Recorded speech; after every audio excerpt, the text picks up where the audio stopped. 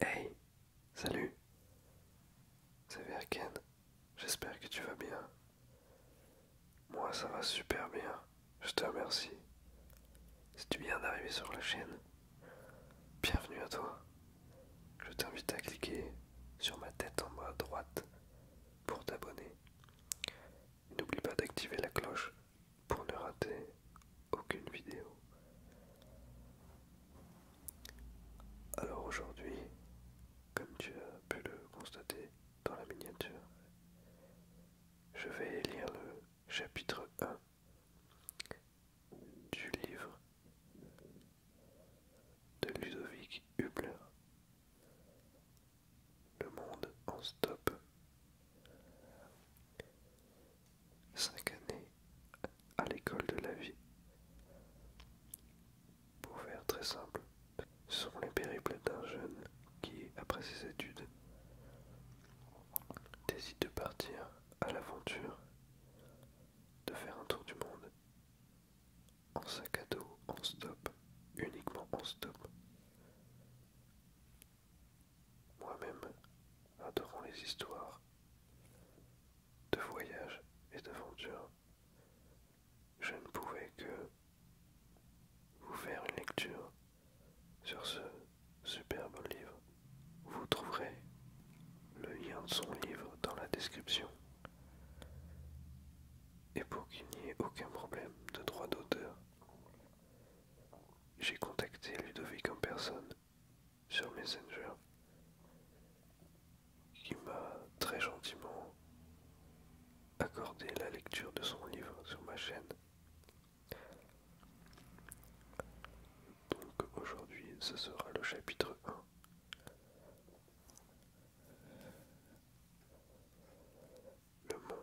Le monde en stop, 5 années à l'école de la vie.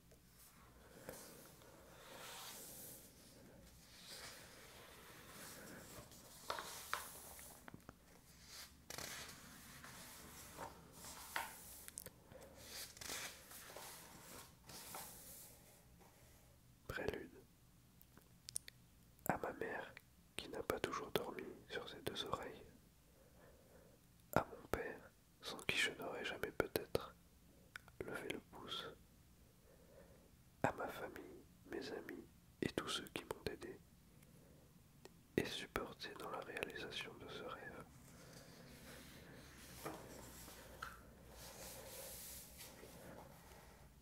Petite illustration que je vous montre.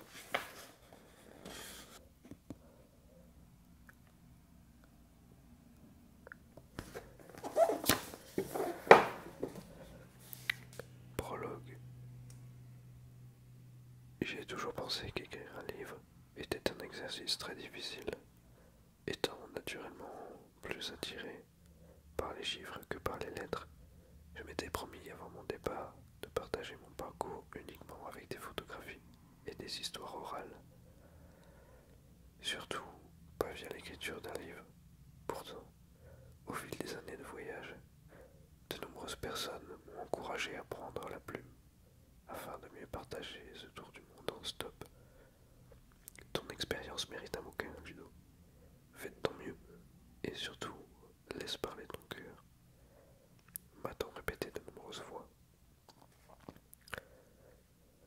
Après réflexion, j'ai décidé de les écouter et me suis lancé dans l'écriture, comme je m'étais lancé sur les routes du monde. C'est-à-dire sans aucune certitude, mais avec une forte volonté de mener le projet à bien. Je ne, je ne m'étais pas trompé, l'entreprise littéraire s'est avérée un véritable défi pour moi. Peut-être encore plus difficile que de traverser la planète avec la seule aide de mon pouce et de ma personnalité. Il m'a fallu puiser au fond de moi pour traduire mes émotions, par des mots, et pour décrire correctement mes expériences. Il m'a fallu aussi accepter, après 5 années de rencontres et de découvertes, de rester cloîtré plusieurs mois devant mon ordinateur à taper, changer et rechanger mon texte jusqu'à ce qu'il me paraisse enfin acceptable. Chapitre 1. Le déclic roumain.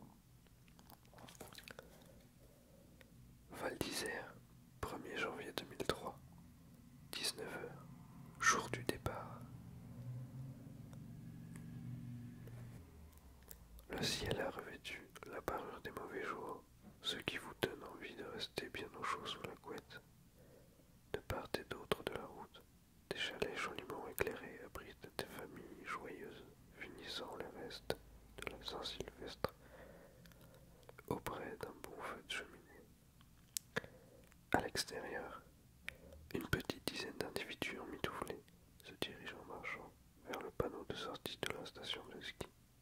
C'est de cet endroit précis que débutera dans un instant la réalisation de mon rêve, le tour du monde en stop.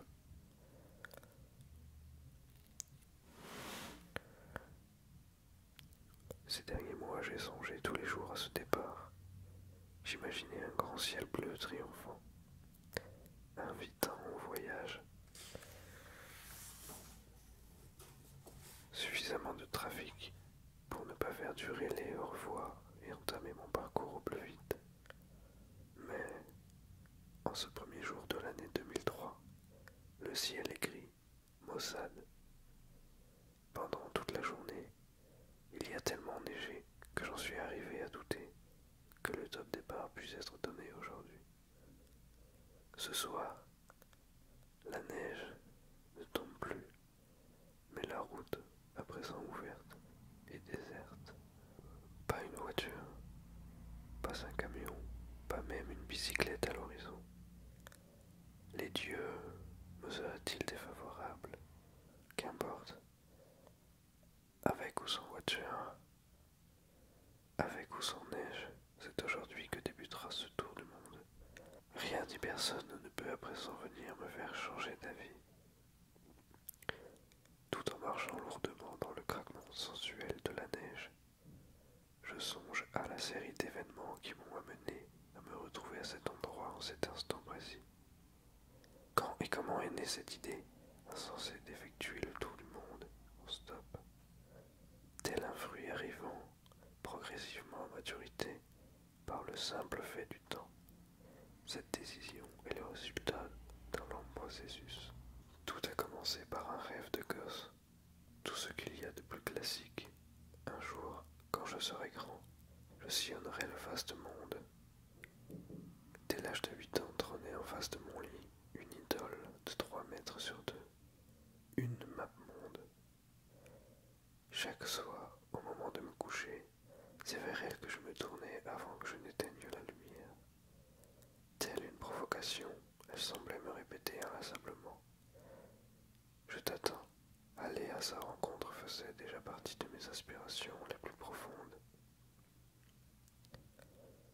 Peu après, à l'âge de 11 ans, c'est un globe terrestre lumineux reçu pour mon anniversaire qui vint accompagner mes nuits. Plus qu'une simple veilleuse.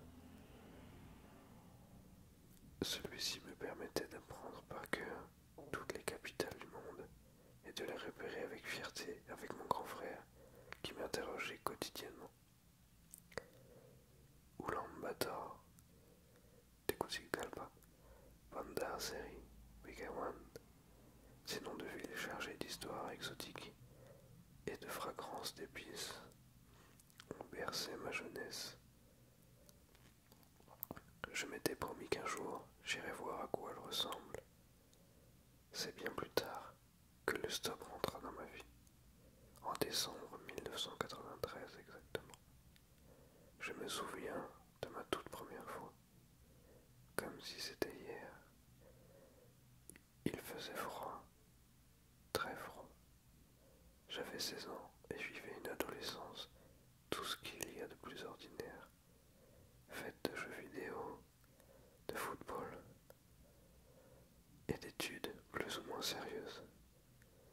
Jugeant ma mère, trop protectrice, et son fils pas suffisamment débrouillard ni indépendant, mon père avait décidé de me mettre le pouce à l'étrier, m'obligeant à me rendre en autostop à mon entraînement de football dans le village voisin, situé à 3 km de Waasland, la petite ville alsacienne qui m'a fait grandir.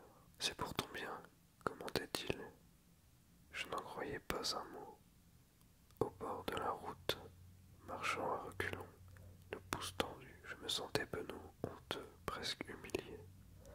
L'idée qu'une personne puisse me reconnaître en train de demander l'arrêt au véhicule me terrorisait, infligeant un sale coup à ma fierté de jeune ado. 1 heure, 2 heures. Ce jour-là, aucune voiture ne s'arrêta, et c'est à pied que je rejoignis ma destination finale. Un cuisant échec pour une première. s'apparentant à mes yeux comme une dernière. Heureusement, la suite fut plus heureuse. Quelques semaines plus tard, je remis le couvert avec succès, rencontrant des gens aussi sympathiques qu'intéressants, me déposant aux endroits souhaités.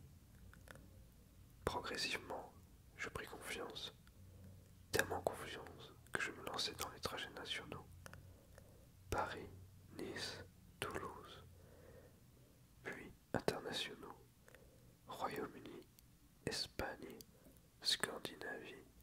Chacune de ces expériences me faisait prendre un peu plus conscience que le stop était certes un moyen de voyager à frais réduits, mais aussi et surtout une formidable école de la vie, nécessitant patience, persévérance, débrouillardise, ouverture d'esprit, tolérance, diplomatie et un formidable moyen de rencontrer toutes sortes de gens, loin du connu, du cocon. C'était l'imprévu, le spontané, l'aventure et l'ouverture à l'autre.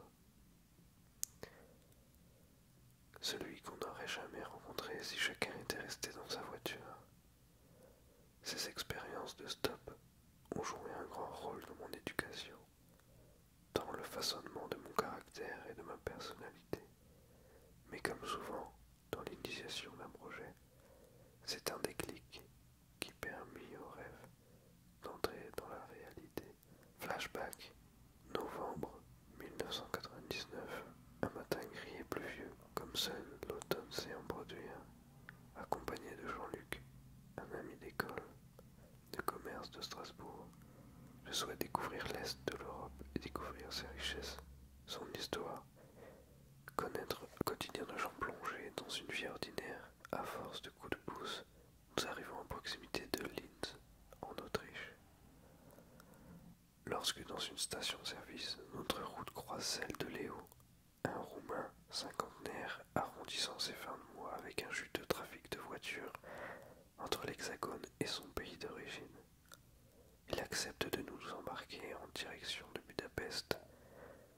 2 heures plus tard, alors que les lumières de la capitale hongroise scintillent au loin, Léo nous propose: dites-moi, je peux déposer ici si vous le souhaitez, mais je vais jusqu'à Iași, à une vingtaine d'heures de route d'ici, près de la frontière moldave. Nous pouvons vous loger chez un fils de votre âge, alors, si ça vous tente. Instantanément, je me tourne vers Jean-Luc. Son regard complice me confirme que la destination l'attire autant que moi. Parvenir à nous rendre en stop jusqu'en Hongrie constituait déjà pour nous un petit exploit. Nous rendre de l'autre côté de l'Europe nous semblait irréel. Toutefois, une certaine appréhension nous habite. La Roumanie n'a pas une excellente réputation, et notre connaissance de ce pays se résume aux habituels stéréotypes: château de Dracula, gitan réputé dangereux, ou encore laveur de pare-brise au feu rouge des villes. Heureusement, notre esprit contient un antidote efficace à ces craintes primaires: la curiosité. C'est elle, alliée à notre aversion, des regrets qui nous poussent à accepter la proposition. Je ne le sais pas encore à ce moment, mais cette petite décision, ce petit chiche, on y va, a changé ma vie. Avec une petite boule au ventre, nous partons pour Iași. Au fil des kilomètres que nous parcourons vers l'est, le dépaysement se fait de plus en plus ressentir. Paysages, coutumes et morphologie des locaux se modifient. Au poste frontière roumain, notre naïveté juvénile est mise à rude épreuve, observant Léo avec un naturel déconcertant, distribuer des billets à chaque douanier, facilitant ainsi les rouages administratifs pour rendre son trafic presque légal. Première fois que j'assiste en direct à une séance de corruption. La frontière ainsi franchie, nous changeons de fuseau horaire, non pas d'heure, mais de 50 ans. La Roumanie semble vivre dans une autre époque. Sur la route, notre Opel dépasse à toute vitesse glacière pétaradante, et des troupeaux d'oies et de cochons, aiguillonnés par des grands-mères en guenilles. Dans les champs, les paysans utilisent encore des outils des siècles passés, montant les meules de foin à la fourche et moissonnant le blé à la main. Nous découvrons l'Europe sous un tout nouveau visage. Nous passons quelques jours à Asie, découvrant les palais et innombrables monastères orthodoxes de la ville, avec pour guide le fils de Léo, nous expliquant les origines de chaque monument. Quelques jours plus tard, nous descendons sur Bucarest, y découvrons la place de la Révolution, touchons les impacts de balles, témoignant encore du combat des insurgés de décembre 1989. Visitons le palais du Parlement, deuxième plus grand bâtiment au monde construit en l'honneur du dictateur Ceausescu, et écoutons les témoignages de locaux nous faisant part de leur expérience personnelle. Nous entrons dans l'histoire, la vraie, telle la construction d'un puzzle. Chaque jour, nous ajoutons de nouvelles pièces à notre culture historique et géographique. Le dernier soir de notre séjour roumain, allongés les yeux rivés vers le plafond, sur le canapé d'un ami de Léo, je fais le point sur ces quelques jours, m'ayant permis de briser nombre de préjugés et d'agrandir mon domaine du possible. Je repense à tout l'enrichissement découlant de ce voyage, quand soudain une question jaillit de mon cerveau,